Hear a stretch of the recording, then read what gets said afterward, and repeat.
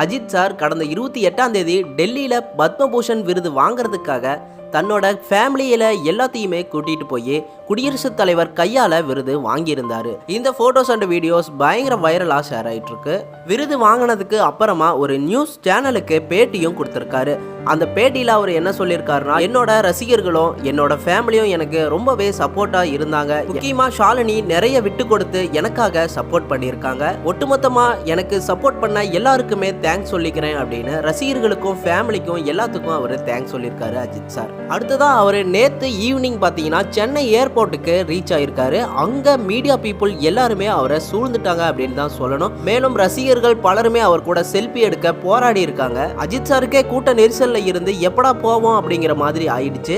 அஜித் சாருக்கு அந்த கூட்ட நெரிசல்ல சின்ன சின்ன காயங்கள் ஏற்பட்டிருக்கா என்னன்னு தெரியல. இப்ப அவரு ஹாஸ்பிட்டல்ல அனுமதிக்கப்பட்டிருக்காரு. ஒரு பக்கம் அவருக்கு கார் ரேசிங் பண்ணும் போது சின்ன ஆக்சிடென்ட் ஏற்பட்டுச்சு. அதனால இப்ப அவருக்கு பிசியோதெரபி பண்ணிட்டு இருக்காங்க அப்படின்னும், இன்னொரு பக்கம் பலருமே அவருக்கு நார்மல் செக்அப் தான் இது அப்படின்னும் பேசி வந்துட்டு இருக்காங்க. சென்னை ஏர்போர்ட்ல பிரஸ் மீட்ல நான் உங்களை கூடிய சீக்கிரம் சந்திப்பேன், பேசுவேன் அப்படின்னு சொல்லியிருந்தாரு.